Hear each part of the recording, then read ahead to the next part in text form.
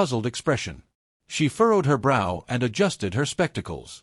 "I wasn't aware of your relocation," she remarked, clutching her grocery bag as though bracing for unexpected news. I blinked in surprise. "I'm not relocating. What made you think otherwise?" I asked. She gave me a strange look, retrieved her phone, and navigated through Zillow. "Why is your house on the market?" she asked, concern evident in her voice. As I stared at the screen, my stomach dropped. My house was listed for sale, complete with photos and a fake contact email. The listing showed a motivated seller and an unusually low asking price, suggesting an urgent sale. Anger started to build inside me. Only one person in the neighborhood was petty enough to do this: Karen. She had been a thorn in my side since I moved here, resenting my refusal to conform to the neighborhood standards. Karen had always been problematic, sending violation letters, harassing my workers, and creating petty issues. But this was something entirely different. I wasted no time. I took screenshots of the listing, recorded the fake email, and contacted Zillow's support team. I spoke with a representative almost immediately. "I need to report a bogus listing. My house is listed for sale without my consent." The representative hesitated. "Do you have evidence of your legal ownership?" I smiled. "I'm a real estate attorney." There was a pause. "That clears things up," she said, and the listing was removed within an hour. But I wasn't done yet. I needed to figure out how Karen had managed this. That evening, I dug deeper into the fraudulent listing. The email associated with it was unfamiliar, but after some digging, I found it was a burner account under Karen's husband's name. Careless, but typical of Karen. The next morning, I walked past her house. As expected, she was outside trimming her shrubs, her lawn, always perfect. Upon seeing me, she grinned, her expression barely concealing satisfaction. "Good morning. I heard you might be relocating." I folded my arms. "Oh, you've heard that, have you?" She shrugged innocently. "Information travels quickly in a connected neighborhood." I smirked. "I recently had a fake listing removed. Any idea how that might have happened?" Her expression remained unchanged, but I noticed a slight twitch in her jaw. "If someone listed your house, maybe it's a sign you should consider selling. The neighborhood has certain expectations, you know." I chuckled. "Karen, do you know the legal consequences of committing real estate fraud?" She fluttered her eyelids. "Beg your pardon." I stepped closer, my voice calm yet firm. "I know the subject well and can enlighten you on the legal implications." Karen gripped her shears tighter. "I have no idea what you're talking about. You should take your conspiracy theories elsewhere." I grinned. "Don't worry, I'll take them straight to the authorities." Karen had just made a huge mistake, and now I was determined to ensure she faced the consequences.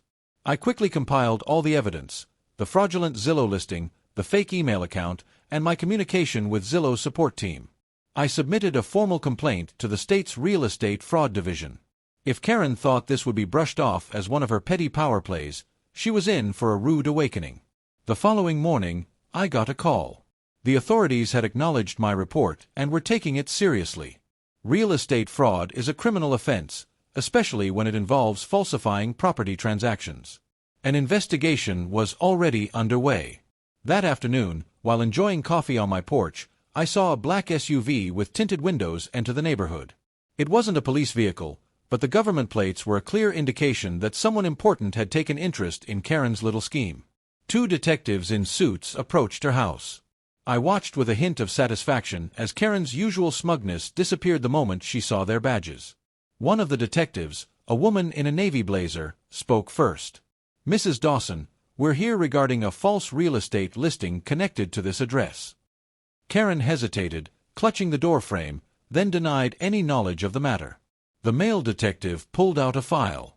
"We have evidence linking the fake listing to an account under your husband's name. We'd like to ask you some questions." Karen's face twisted in panic and indignation. "This is a misunderstanding," she protested, but her voice lacked its usual authority. The female detective remained calm. "You'll have no problem answering our questions at the station. If necessary, we'll get a warrant." Karen stood still for a long moment before sighing in resignation. Fine, but I need to call my lawyer. I couldn't help but laugh. She should have consulted her attorney before committing fraud. As they led her to the SUV, she shot me a venomous glare. I took a slow sip of my coffee. I just did what was necessary.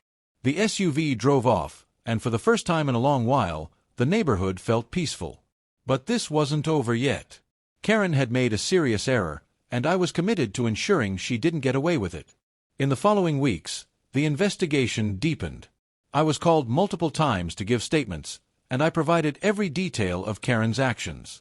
More neighbors came forward with their own stories, how Karen had harassed them, forged documents, and even tried to coerce elderly homeowners into leaving under false pretenses.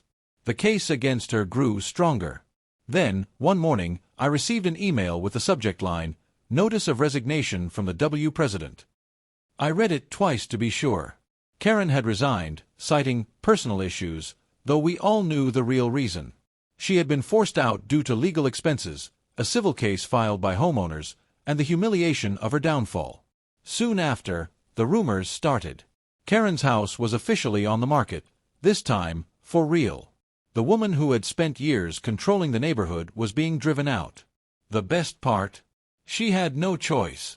Legal costs, a civil lawsuit, and the collapse of her little empire had left her with no other option. A week later, I watched as a moving truck entered her driveway. I grinned. For once, it was Karen who was being displaced. She stood at her door, arms crossed, glaring at the movers as they loaded her things. It must have been agonizing for her to watch everything she had built fall apart. When she left, there were no dramatic goodbyes, no threats, just her getting into her car and driving away without a second glance. As she passed my house, our eyes met one last time. She glared at me, her face a mix of hatred and resignation, but deep down, she knew she had lost. I raised my coffee mug in a silent salute. Farewell, Karen. The neighborhood had never been so peaceful.